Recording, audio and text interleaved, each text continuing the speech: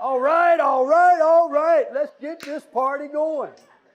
God, I love that saying from Matthew McConaughey. I love that. I say that to my grandkids all the time when we're doing stuff that's positive. You know, there's nothing any better than that, to have a good feeling, good day.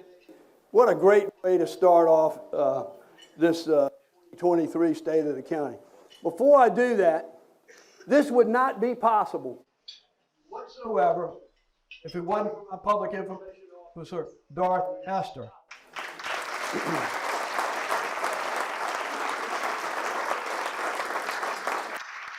As I said earlier, this sold out within 36 hours, and I've been working with them for about a month and a half putting this together. Caitlin Knight is our IT gal. What a job she's done. Stephanie Banfield, Stephanie's back there. She's done a fabulous job. Brad Daniels is our, I don't know what you call him, but he's good. I don't know all these topics, these sayings. We got a new kid on the block, hasn't been here but 3 days, Casey Robertson. Casey's here. He's helping Brad out. And then, of course, we got the number one independent guy, and that's Benny Baldwin. Let me introduce to you the people that make things happen in Dare County, and they care for our community, and that's our Board of Commissioners. Vice Chairman Ogle, will you stand up?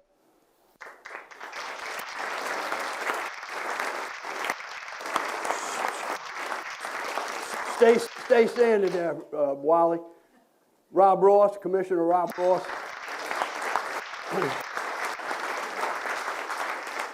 Commissioner Danny Couch. Hatteras Island Guru. Irvin Bateman.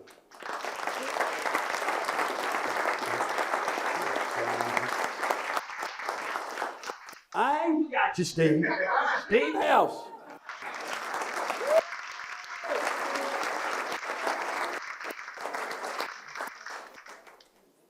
Last but not least, folks, Jim Tobin.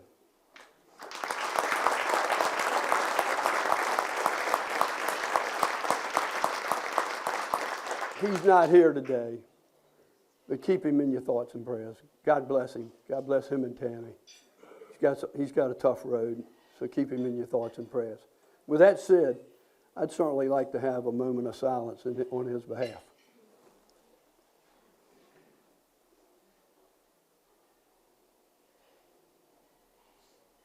Thank you so much. Appreciate it.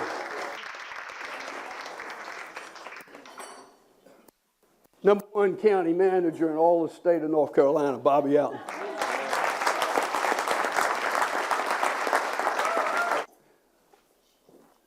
Somebody's taping me, and I'm sorry, but I'm gonna work this room, so I'm not hauling this around with me, so it's sitting up here.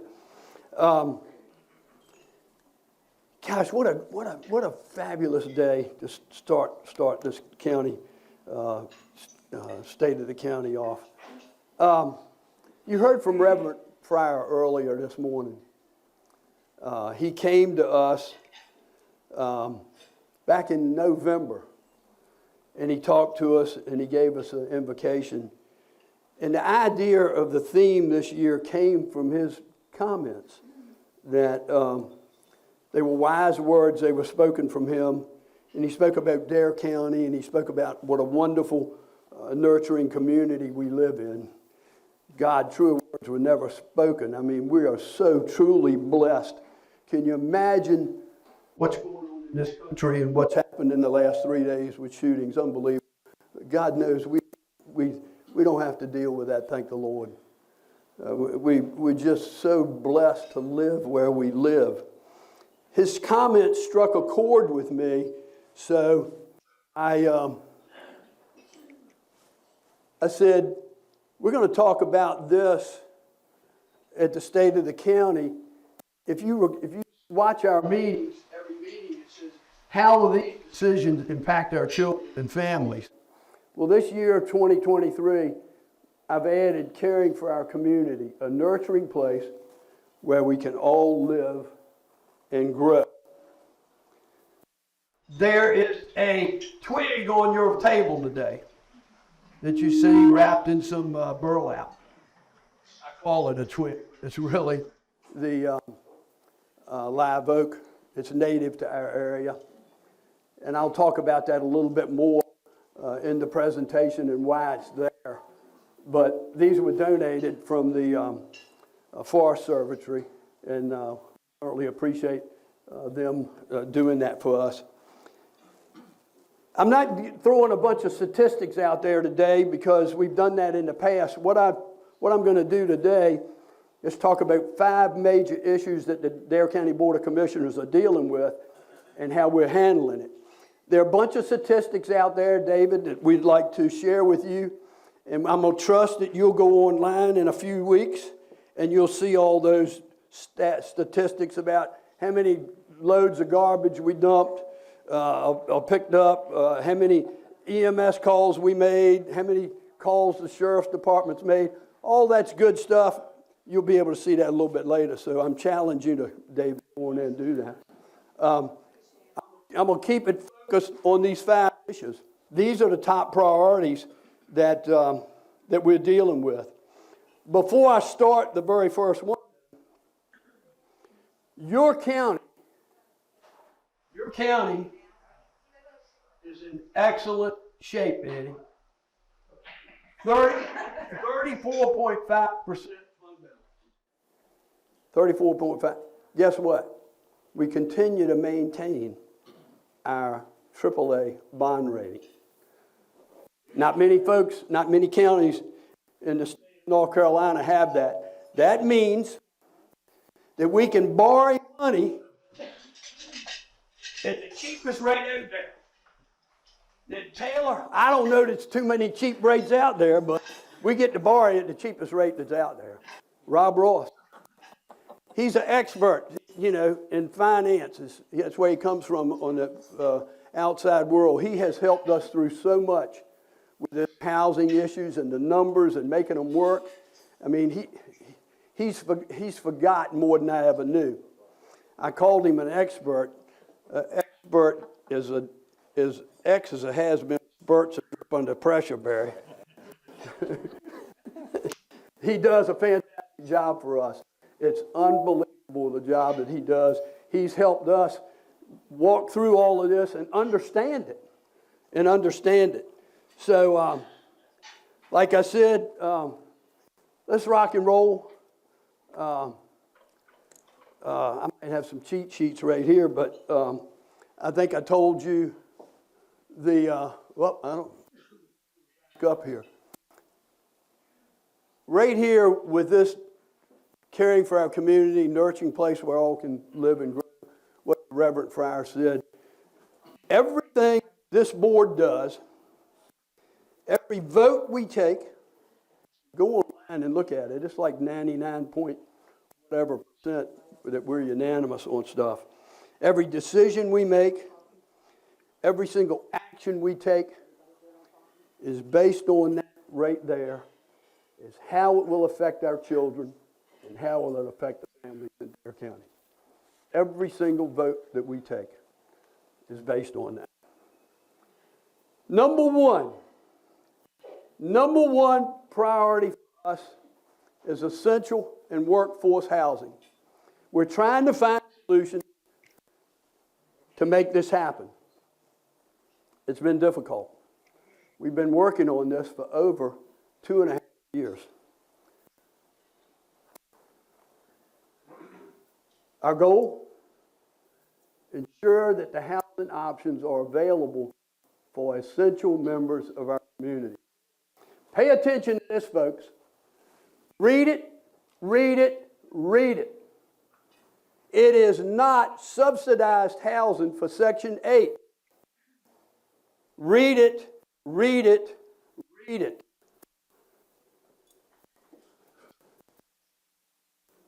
Who's going to qualify? I know these are terms that you may not understand. Rob Ross had to, as our finance guru, had to help me through this, is those housing that we're trying to design is for people who earn between 40, 60, and 80% AMI, which is, as of July of 2020, was about 69.4 for a family of 4 in Dare County. There is that misconception, as I said it right there. Read it. This is who we're trying to find housing for, folks. That's who we're trying to find housing for that can qualify. It's estimated that the units will cost between $900 and $1,800 a month. Our goal is to build 400 to 500 units. Now, guess what? That is only 20% of what the stakeholders in the county tell us that we need. Only 20%. We've signed contracts with Woodard Cooper using 9% tax credit, and the county's put $9 million of their own money into that. We got another situation where we signed a contract with Coastal Affordable Housing, $35 million. $35 million. We can take that money and build a $100 million project in Dare County. Folks, we cannot afford not to take advantage of that.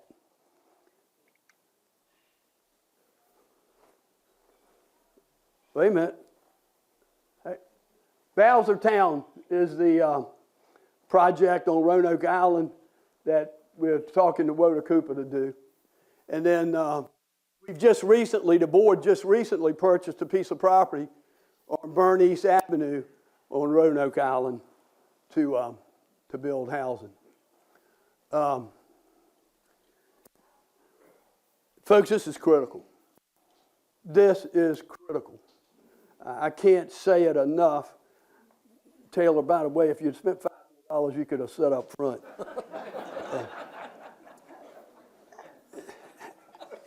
I just, for the life of me, I need to count on y'all to talk about essential housing. Don't let the naysayers shoot us down. We've had challenge after challenge after challenge, and we've missed opportunities.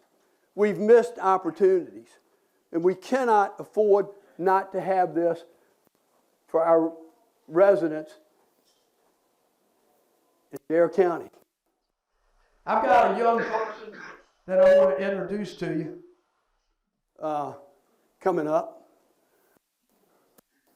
Come on, clicker.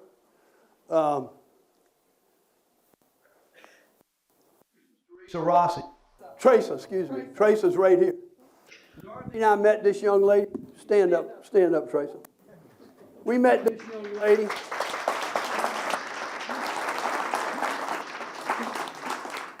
School teacher, 3rd year, master's degree.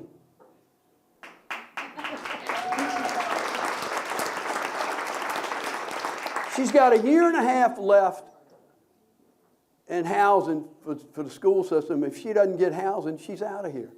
She don't have a choice. Now, you naysayers are telling me you don't want this young lady living in your neighborhood, much less living next door to you. Give me a break, for God's sake. Tracy, tell us a little bit about yourself. So I moved down here 3 years ago from Youngstown, Ohio. I graduated from Youngstown State University with a bachelor's degree in early childhood education and a special education degree, K-12. I currently work at First Light Middle School as a 7th grade exceptional children's teacher. And I currently live in teacher housing. I've been there for almost 3 years now. My 3-year lease will be August 11th. And August 11th of 2024 is when I have to either find housing or leave the area and my job. I have tried to do a lot of different side jobs to supplement my income in order to have a down payment for a home. I wait tables on the weekends. I have cleaned homes. I've tutored. I've done summer school. I've coached track. And right now, the homes that are on the market are outside of my debt to income ratio, and a lot of the mortgages are more than I make a month. So I am currently trying to find rental options in the area for when I have to leave teacher housing. Most of the rent that I find is $2,000 or more a month. And I was very blessed to have the job that I do and to live in this community. And I would love to stay here and continue to be a part of it. I was very fortunate to get into teacher housing when I did, because I didn't know that I was going to be there until a week before I moved. And if I couldn't find housing, I was going to sleep on my principal's couch until a unit became available. Which is very wonderful that I had that option, but a lot of people don't have that option. So, Tracy, I think you told me that one of your...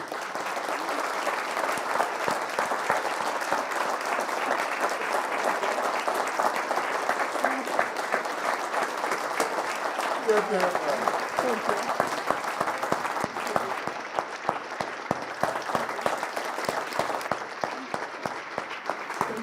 You tell me you wouldn't want this young lady to be your neighbor. You know, she's teaching your kids, for God's sake, and you don't want them in your neighborhood. I was in Raleigh with the county manager and Commissioner Couch the other week for the swearing in the Speaker of the Senate Pro Tem was reelected. He said, number one goal is teacher. I hit the legislature up last week in Curry Talk about more pay. If I told you what this young lady made, it would make you sick to your stomach with a master's degree and 3 years in teaching. It just irks me to no end. They got millions and millions and millions of dollars in Raleigh, but 5% pay rate increase ain't squat. They need to raise their pay and pay her what she's worth. God bless you. Thank you. Thank you. Number two. I'll squeal. That's our economic engine, folks. I don't care what anybody has to say. That's our economic engine. Everybody and his brother, years and years ago, was opposed to beach nourishment. Nags Head had the guts to step forward. Now all of a sudden, oh, we gotta have beach nourishment everywhere. Thank you, Nags Head, for being the ones to take that on.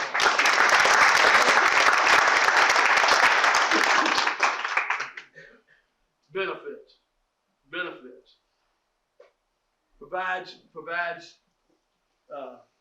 I'm not going to insult your intelligence. You can read sandy beaches, for our residents and visitors. It helps fortify and stabilize and strengthen Our beaches. Look at the beach in Avon. That was a new project this year. This was the year 2022 was the year of beach nourishment. Look at the beach in July 20, and then now look at the beach in July 2022. Big difference, folks. That was a new project. First time down that way. It protects our infrastructure. NC-12 is too critical for ingress and egress off the island. That's, as I mentioned earlier, 2022 was the year of beach nourishment. Here's what we did.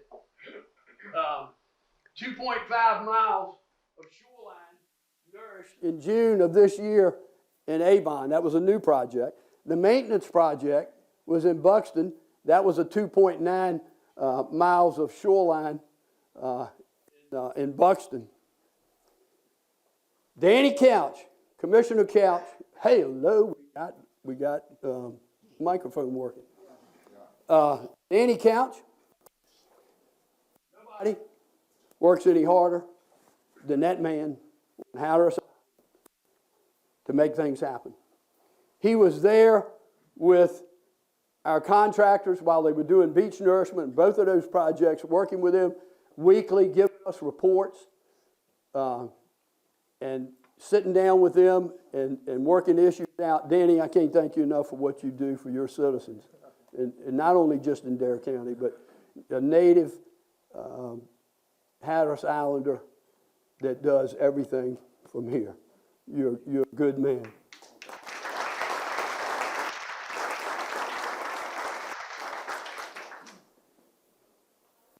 Said it was a year of projects.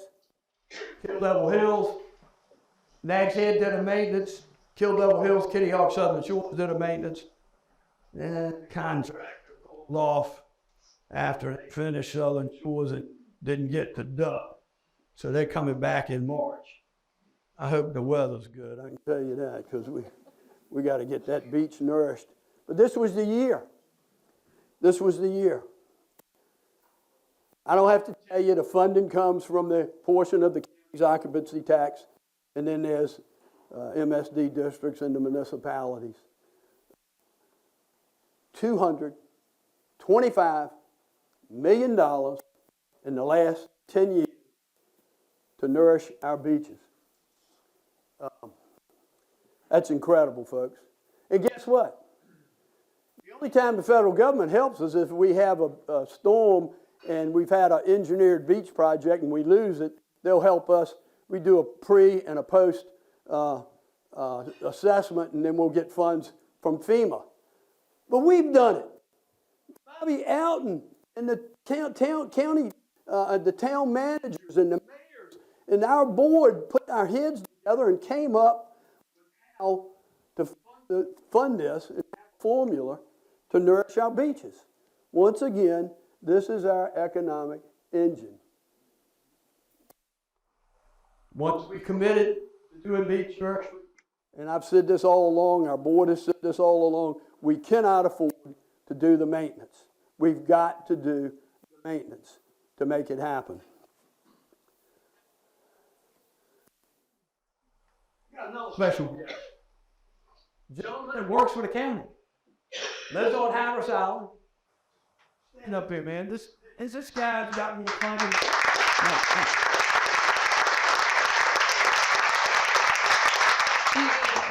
EMT with Dare County EMS. He's captain of the Hatteras Island Rescue, and that's just a few of his titles. He's got more titles than Carter's got Liverpool. The guy's, it's unbelievable what he does for our county on Hatteras Island. And I wanted him here. He's a veteran, by the way. No, I'm very I misunderstood that the other day when we talked. Anyhow, this man is unbelievable what he does. You need to hear what he has to go through without a beach nourish project on Hatteras Island. Bill, tell us a little bit about yourself. Well, I'm originally from Maryland, moved down here in the mid-90s. I've been with Dare County EMS for about 8 years. I've been with the Hatteras Island Rescue Squad for 21 years as a volunteer. And I got my EMT in 1980, so I've been doing this for quite a while. I also live in Avon, and fortunate enough to have a house that I can, well, I don't know if I can afford it, but I have a house. I don't have to hunt for a place to live. And my house sits right on Highway 12, so I can look out and see the water coming. For those of you who probably don't know down there, we had a beach for many years. When the beach disappeared, we got to a couple years of every major storm, every high tide, the water poured through under the houses and onto the highway, and Highway 12 became a lake with probably 2 feet or more of water. And it presented a bunch of problems for us. Probably the first part was the inconvenience for us to get to work. You can't drive on it. The water is to your bumpers or in the doors of your car. So you go to work a couple hours before high tide or after high tide, and this would repeat every high tide twice a day for 4 or 5 hours either side of high tide. So you go to work early, you go to work late. EMS would have to shuttle employees back and forth in one of the sacrificial vehicles to get employees to work. That was an inconvenience. The rest I'm going to talk about, remember for EMS, we have an expression that time is tissue. In critical calls, we need to get patients to the hospital quickly. It's a matter of survival, the patient outcome. It's important we get there quickly. So on every call, when the tide's up, every call requires us to get to the hospital, and that is through the water. And I take responsibility for an ambulance when I start my shift. That ambulance costs $330,000. That is your ambulance, that's your money. And for me to drive that ambulance through the salt water, and it's pure salt water, every time I go north, breaks my heart, and it writes a check for maintenance on the ambulance that you all have to cash.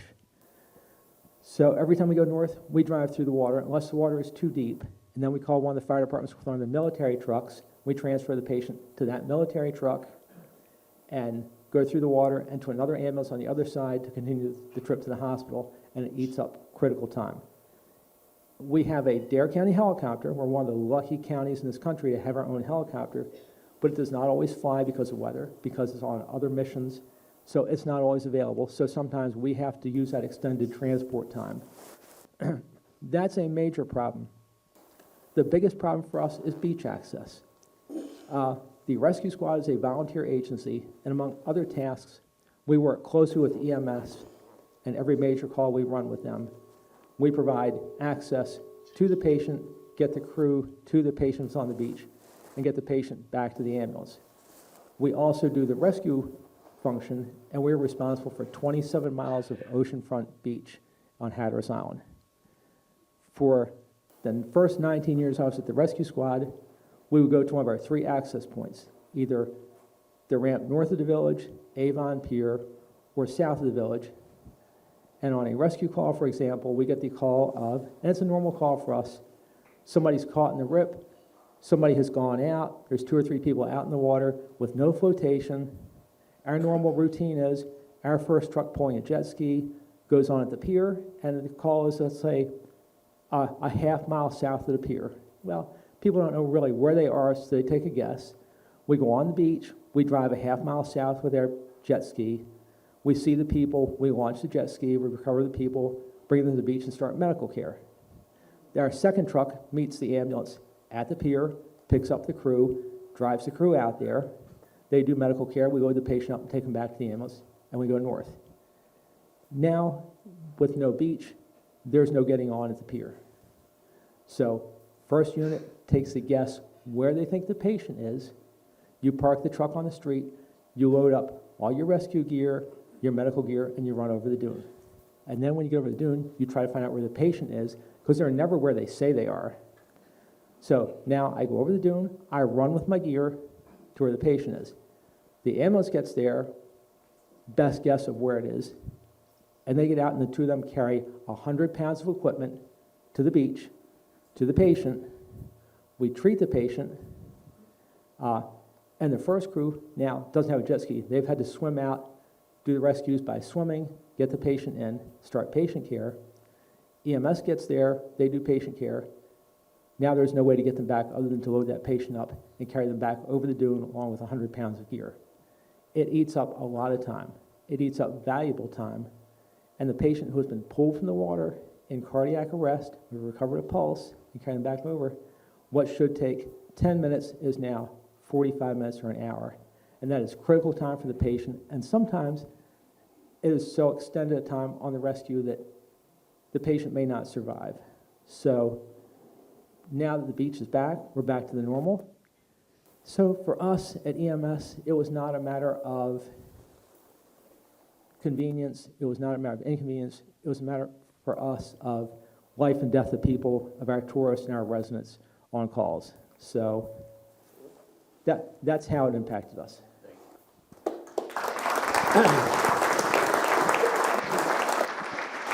We're fortunate to have this type of gentleman working for us in the county. It's critical. Saves lives. And Bill, thank you for what you do. Appreciate it very much.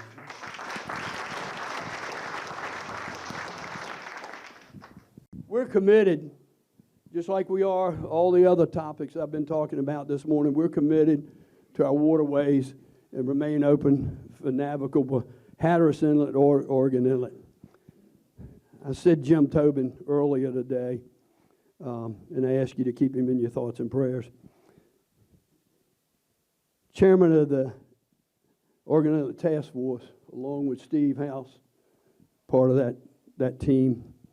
They worked for a number of years to try to keep our inlets open. They went to the legislature. They talked to every Tom, Dick, and Harry up there, and this is unheard of. Unheard of, Superintendent. Last night, $15 million public-private partnership that they got out of the state. Unheard of. Never happened in the United States of America. Who can you count on, folks? You can count on this Dare County Board of Commissioners. That's who you can count on to get things done, make things happen. We had to find ways to make this happen. Miss Katie, as I said, public-private partnership, $15 million project. Miss Katie's dredging operations are managed by Jim Tobin, Steve, and the task force. That's who manages it. Puts dredging decisions under the control of those folks right here in Dare County. The Army Corps engineer, nobody else is going to tell us when and where and what time we can dredge our inlets. We get to make that decision. Since she arrived in August of 2019, Miss Katie has dredged 103,000 cubic yards of sand as of December the 31st.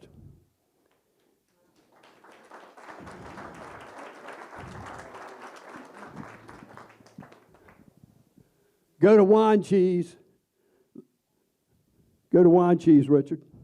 Go over there and look at that thing. That's a piece of work. And you know what's so good about it? Guess who runs it? We hire locals to run it. Everybody that's running from the captain on down is a local person. That's who we hire. That's what it's all about, is giving back, taking care of. We've made that commitment to our inlets and waterways, and guess what? These are the highway for our fishermen, recreational and commercial, Sheriff, to go to work, just like you and I go to work up and down this bypass out here. That's what they have to go to work. The county funds this. In 2023, we got $3 million per year for dredging in Oregon Inlet and $250,000 in Hatteras. We're going to keep our inlets open. Well, I got another special guest for you this morning coming up here next, but let me just tell you, we've also had approval to realign the ferry channel, and we also have approval to establish a new channel in Oregon Inlet. All of this from the efforts of Jim Tobin, Steve House, on our task force, on the Oregon Inlet task force. Man, I had the best meeting with this young lady and her husband. I was hoping Boo would be here today, but guess where he's at? He's fishing. Yes, sir. He's making a living for his family. He's only been able, he tells me, average, he gets out about 150 days a year. 150 days a year. We got his mother's here with us this morning. Four generations of commercial fishing. 4 generations. Young man. I wouldn't have the guts to go out there and do what he does. When I met with him that morning, the very next day, he was leaving at midnight to go out there so that he did all that traveling time so when he got to the fishing grounds, he would be able to set early in the morning. He'll go out there for 2 or 3 days and come back. Well, guess what he's facing now? The whales are eating his bait. He told me there was 3 of them out there the other day fishing, and 2 of them got skunked because the whales ate his bait, and the 3rd one came in with a load. Let me introduce his wife. What a sweet young lady.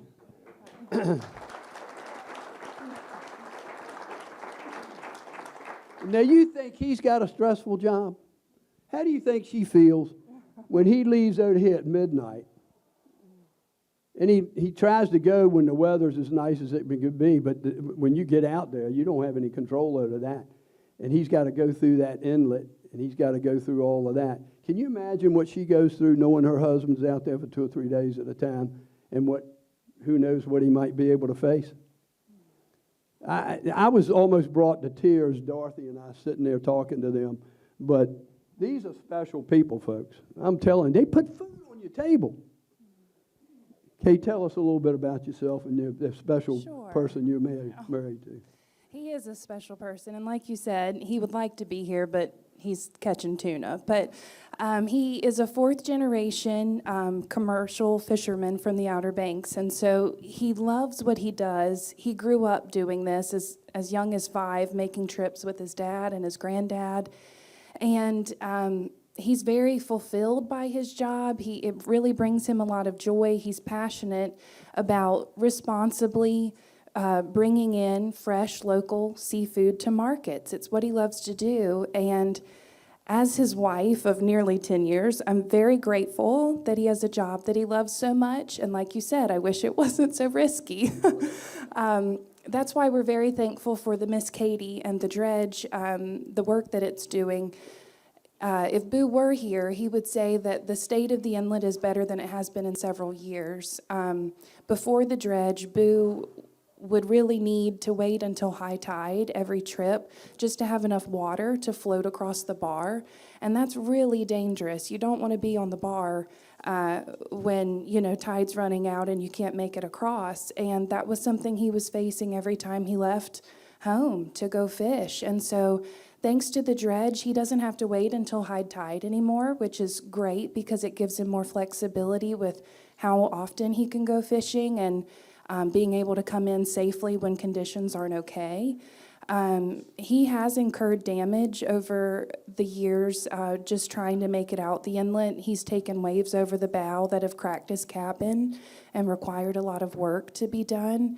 And it's really a dangerous living, and he loves it. So I'm very thankful for the dredge. It makes it safer for him to get to come and go and do his job. And I'm thankful for the commitment to keep the dredge going. It's really vitally important to families like ours. Mm-hmm. Amen. Listen.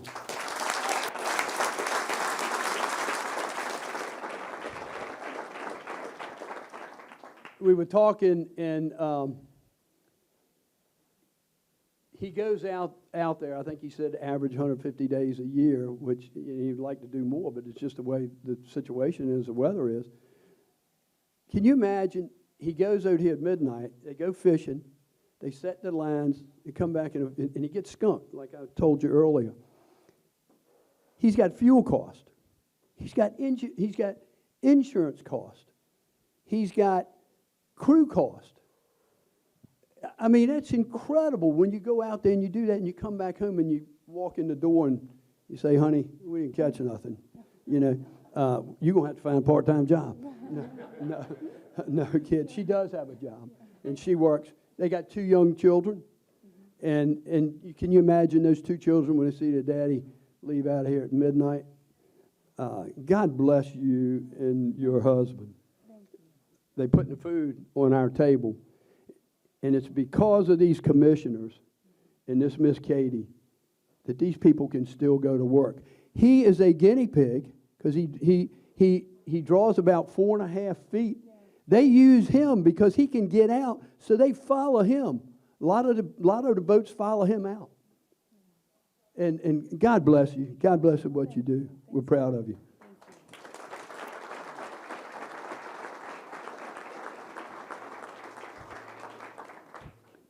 Folks, it don't get any better than that. God bless it. We have a fantastic place that we live in and the people that we deal with. It's just, I'm amazed every single day of my life, the people I come in contact and what our people do. It's just totally incredible. Now let's talk about education. This gentleman right here, Dr. Bagwell, can tell you a little bit about that. So can these two folks right here, the superintendent, last night. And now you got a dual role, Mr. Steve Blackstone. You got, as well as finance guy, you're an assistant superintendent. So we're fortunate to have their talents. We had a 5-on-5 meeting yesterday with their chair and their board and the superintendent, and what a fantastic meeting we had. I got some good things to tell you about that new board, and Mr. Payne, chairman. We're committed to education. I think we proved that. Our board's definitely proved that. The 2022-23 fiscal year, $22.8 million for our Dare County schools is what we provide. That's over 38% of Dare County school budget is provided by this county, our Board of Commissioners. Local pupil funding, we were number one out of the last 19 years in the entire state of North Carolina in funding our schools. They don't get any better than that, folks. And our teachers and faculty and staff do a phenomenal job teaching our kids.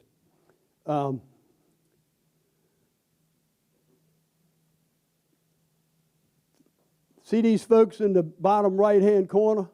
They're nurses and they're school resource officers.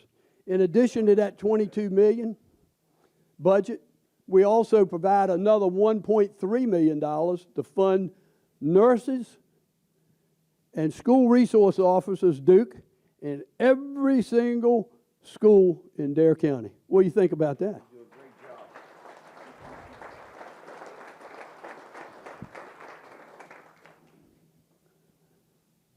Let's talk about higher education. College of the Albemarle. $18 million facility right there. What a gateway to Manio. Beautiful building. I hold that building up against any four-year institution in the entire United States of America. This gentleman right here, Mr. Paul O'Neill, he's coming from Currituck this morning. Did you pay your toll coming across the bridge? I paid extra. He paid extra. He was complaining to me. I set him back here in the back of the room. I told him earlier if he had $5 more, I could have put him up front.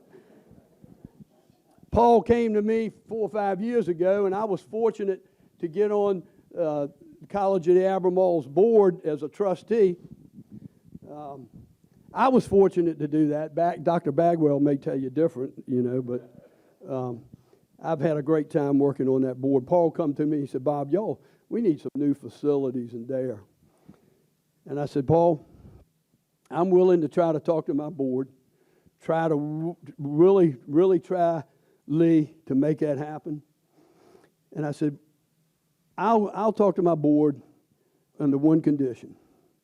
If we do it and we agree to do it, you're going to provide the curriculum so that our kids don't have to drive to Elizabeth City to take classes. 17, 18-year-old boy, girl student, make that left turn at Barco heading down there.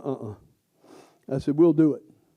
We lobbied the board. Paul lobbied the board on my behalf. I was the new kid on the block. None of them were going to listen to me. But I pulled them aside, talked to them. We agreed to do it. I talked to my board. Once again, this Board of Commissioners stepped up to the plate. It started out as $9 million, then it went to 14, then it went to 18 because we had to increase the square footage. We ended up with 36,000 square feet, didn't we, I believe? Yeah. So, and then we got Tim Sweeney over here. Talk about bugging the heck out of you to make something happen. The guy makes it happen. Yes, sir. He's providing the curriculum over there. He's doing the trades. I mean, the list goes on and on. You're a good man, Tim Sweeney. Thank you for what you do.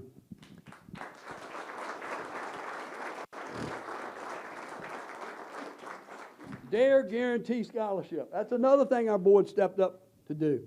Provide $250,000 a year for our students. Any graduating senior in Hatteras,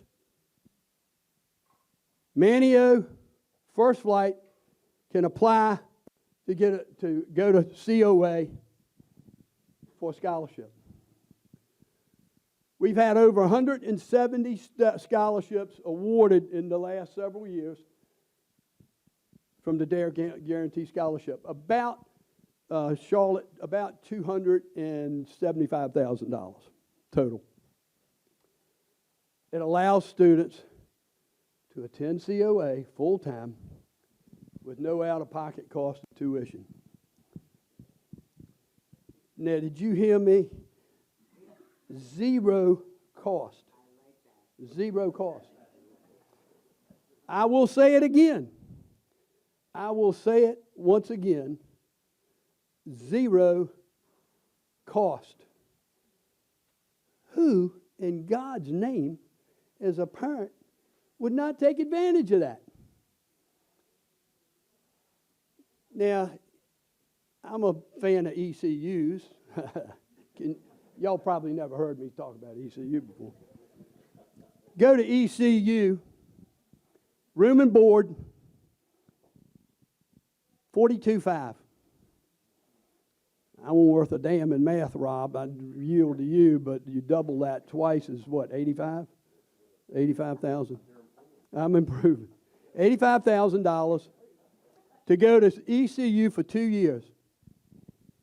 Guess what? Go to COA.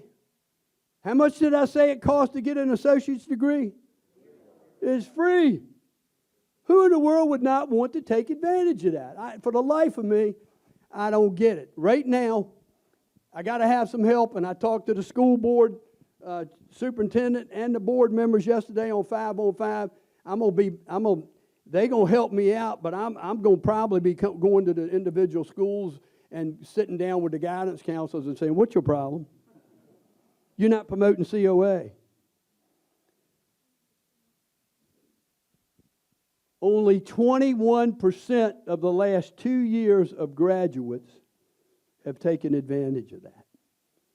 21% of the last 2 years have taken advantage of the Dare Guarantee Scholarship. That ain't enough, folks. That is not enough. We got to start earlier, right, Jack? Don't we have to start earlier, like 7th, 8th, whatever grade? You know, I can tell you one thing. My granddaughter, the oldest grandchild, is a honor student in Currituck Middle. She can't wait. She can't wait. And my son, he can't either, because he's got student loans now. He's 45 years old. His wife's got them. Where do you think they're going to try to steer her to go? Well, I want them to do that in Currituck, Paul. Y'all need to step up to the plate. You know, because she ain't gonna be able to take advantage of that and get free associate's degree if y'all don't step up to the plate. So cough it up.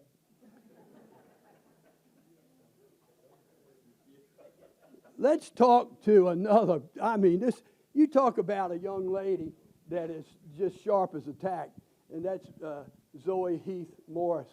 Zoe's here with us morning. She's a recipient of the Dare Guarantee Scholarship, and I'd like for you to tell us a little bit about yourself. She has her younger sister here with her this morning. I believe she's a sophomore at First Flight. She's got her mother and father here this morning. I know y'all are glad about the Guarantee Scholarship. I can tell you that. Amen.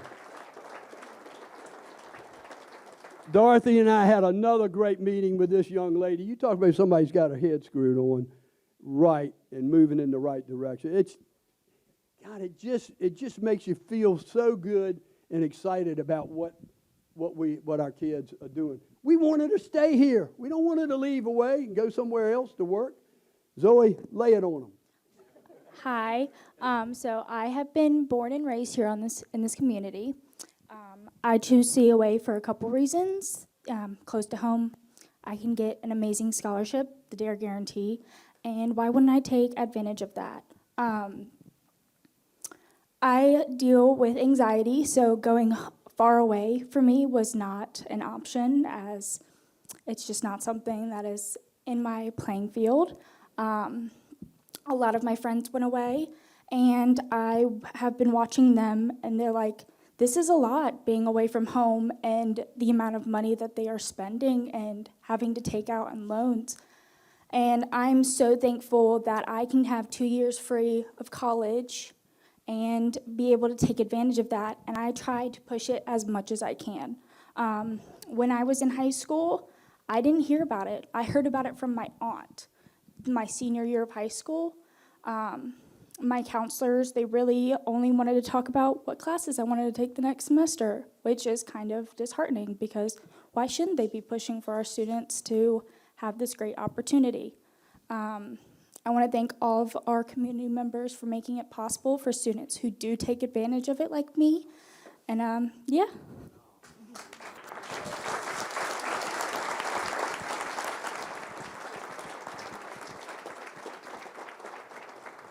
Is that awesome or what? Now, we just saved you $85,000. The next 2 years are on y'all. Unbelievable, folks. It just really makes your heart warm to see a young lady like that step up to the plate and be able to take advantage of that. Certainly, folks, last but not least, this is number 5 on our items, and that's combating the substance abuse and opioid crisis in our county. We've been diligently working on this. As you know, we actually go back to 2014. We go back to 2014. There you go. We go back to 2014. Holly Overman, Suzanne Ballinger. Give them a hand. Roxanne, excuse me.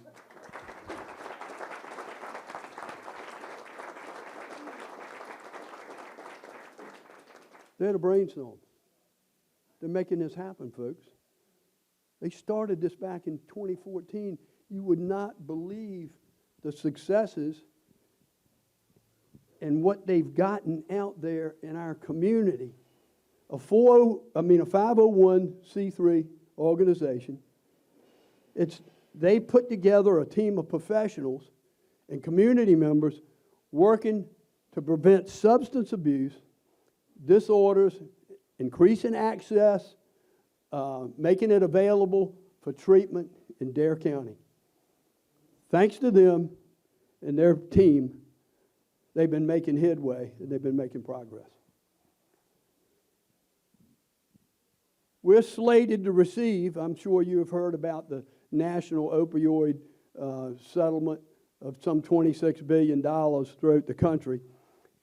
Dare County is going to receive $3.4 million of that. We'll be able to use it over an 18-year period.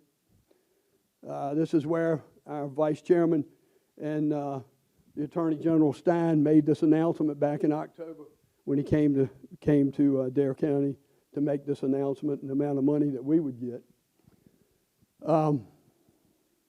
Next. How are these funds going to be used? A local overdose response coordinator position is going to be established.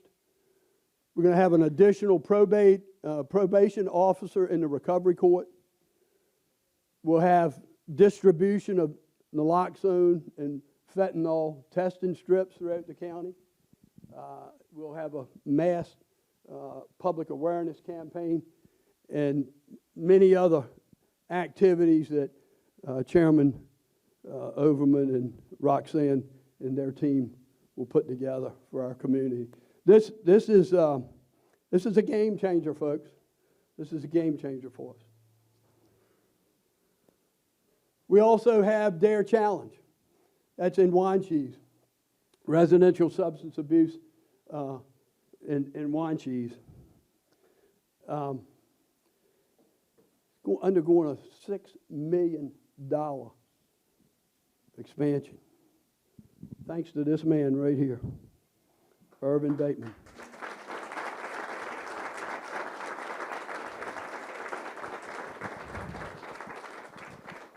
This man has a heart that's deeper than the ocean. Dare County's allocated $200,000 towards that, but guess where the rest of it's coming from?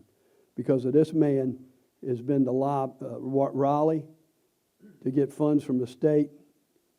He's found a deep pocket of money from a third party that believes in this. This would not have been possible without Irvin Bateman.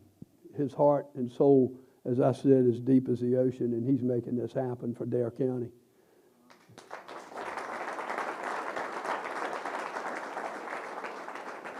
What will it do?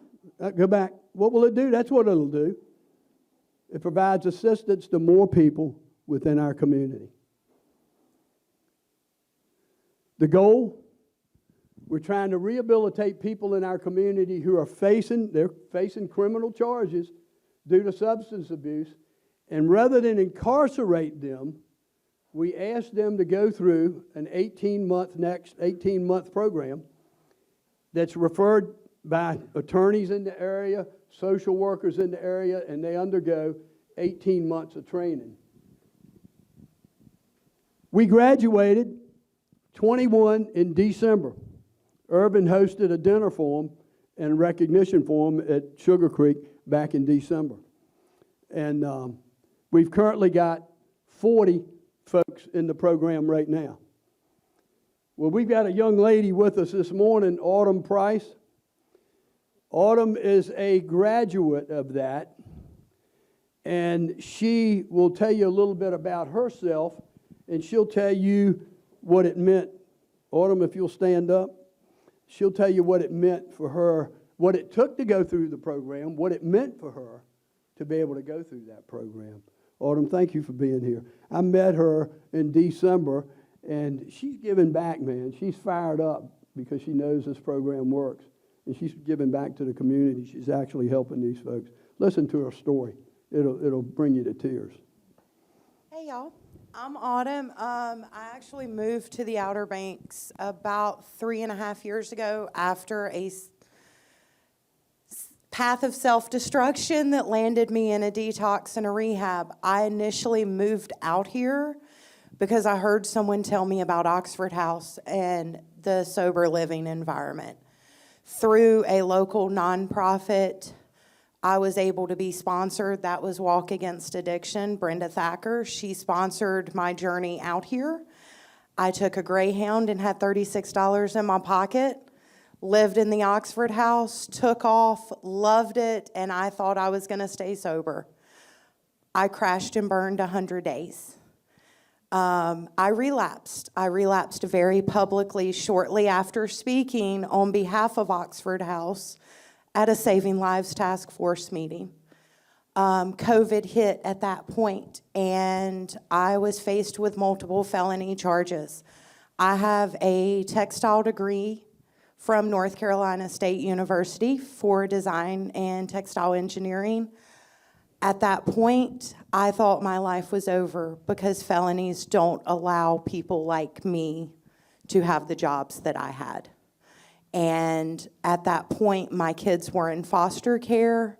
I had one that was in foster care in Columbia and 2 that were in Tennessee. I was being threatened with my parental rights to be taken away. And I was couch surfing, hotel surfing, living in a car until I didn't have a car. And I was offered the opportunity to go into recovery court as a result of my charges, and I didn't really know what to expect because I knew other county versions of recovery court and didn't really have a good taste in my mouth, but I did not want to go to jail. And I knew I wanted to get sober and stay sober. So I entered into recovery court. I had the foundation of a lot of the tools of sobriety that were given to me, whether it be 12 steps, support groups, or for example, Oxford House and other resources that are so plentiful out here. I had a great support system, but the support that I found in recovery court offered me more stability and more responsibility. It not only taught me don't drink and drug, but it taught me how to communicate effectively what I was dealing with. They gave me resources to discover myself and not think, they taught me how to be a person without the drugs and the alcohol. They taught me how to be a mother. They taught me how to be a friend. And finally, they taught me how to be an advocate. But there are bad days, and recovery court offered me the extra encouragement that I needed to stay on the right path when I was struggling, whether it be with my mental health or with my substance abuse, or because I was missing kids and didn't have them, or whatever it may be. Recovery court was there, whether it be the probation, the board, the peer support, all of them. They were always there, and they would offer resources. They would offer an ear, encouragement, the small tokens that we get through the 18 months for meeting sobriety milestones. They may not seem like a lot to most people here, but they meant something to me because somebody seen me as more than just an addict. Someone seen me as more than just a felon. And it wasn't easy. I would be lying if I said it was an easy program. It was really hard, but I wanted it, and that made the difference. And I was willing to put in the work and to just do what was suggested, because what chance did I have if I didn't do it? And day by day, month by month, even through COVID, and all these Zoom meetings and all that, I was able to achieve the goals. And when I completed recovery court, I had the opportunity to leave because of good behavior, so to say. I requested that I stay on and finish my term of, I guess you could call it, probation as part of recovery court, because I wanted to show that it worked. I see a lot of people come in and they're on fire like I was, and then they don't get the results, and they don't get their kids back, or they struggle with housing or jobs or whatever.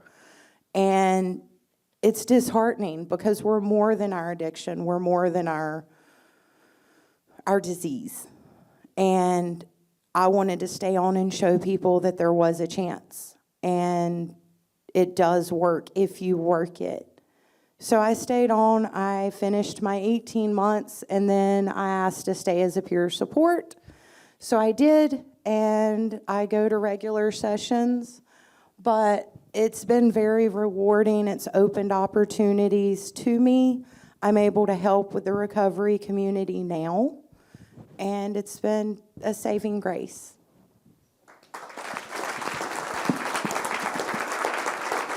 God bless you. God bless you.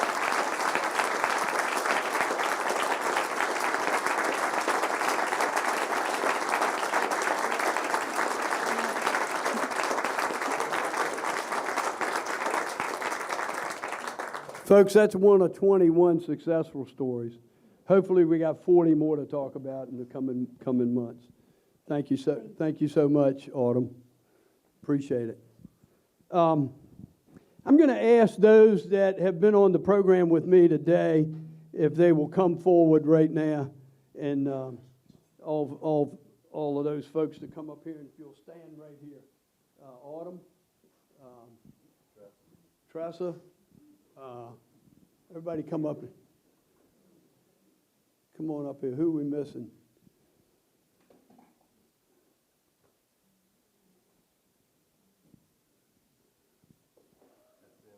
Bill, sorry. Duh. How about my commissioners, your commissioners, if y'all will come up here and stand right here, each one of our commissioners.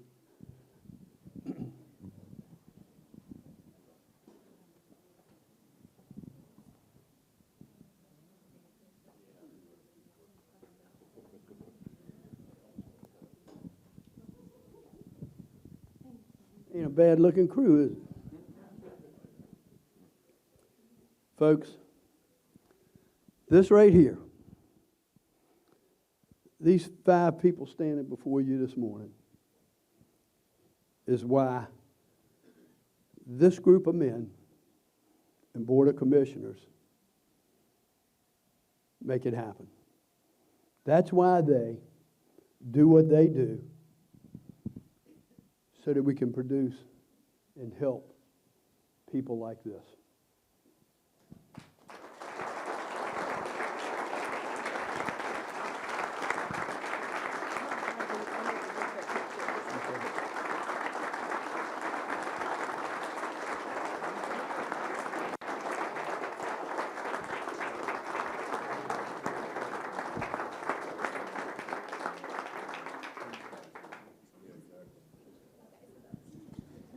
While they're getting a picture of that crew, I got to get in here too. I can't help it. I got to get. I'm sorry, but I just got to get in here. This is an incredible group of men supporting these folks that we have out here.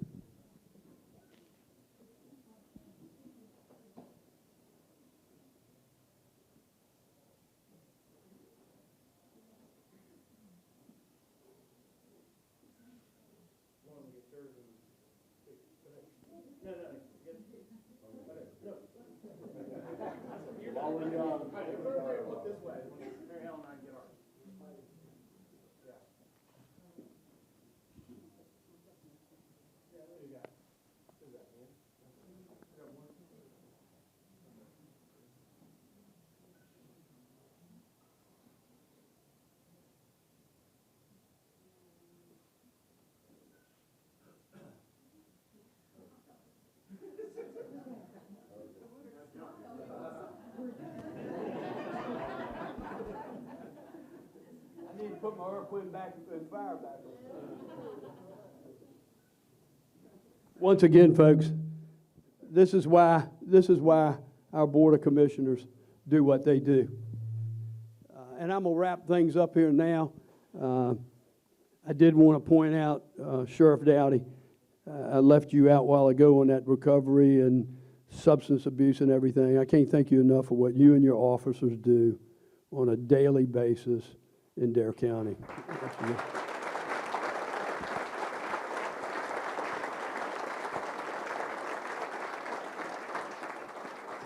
I said this earlier, we're blessed. Knock on wood, God knows, folks, we have not experienced and have we never experienced what we've seen throughout the country in recent months.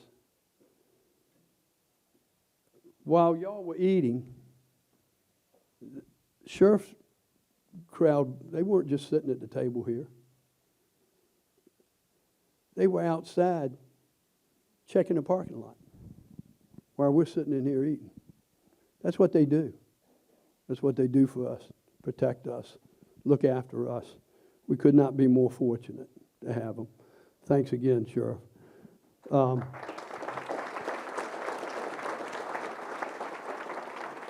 And Karen, thank you for helping us promote the state of the county. It's sold out in 36 hours, so thank you for putting that on your website and doing that. Thank you all for being here this morning. I want to close with what I've learned as chairman, and I learn every single day, that what we do for Dare County, I hate this saying, but takes a village, but it takes people like you sitting in this audience today. We've got elected officials in here, school board elected officials, municipality elected officials. We have heads of real estate industry, the construction industry, the list goes on and on. Those of you in this room today are stakeholders, movers and shakers, and you care about Dare County, just like our Board of Commissioners care about Dare County. It's obvious. You're here today. You're blessed as well as we're blessed to be able to live and work in a county that we work and live in. As far as that twig on your table today, I want to ask you to take it. It is a seedling. It was given to us by the Forest Division.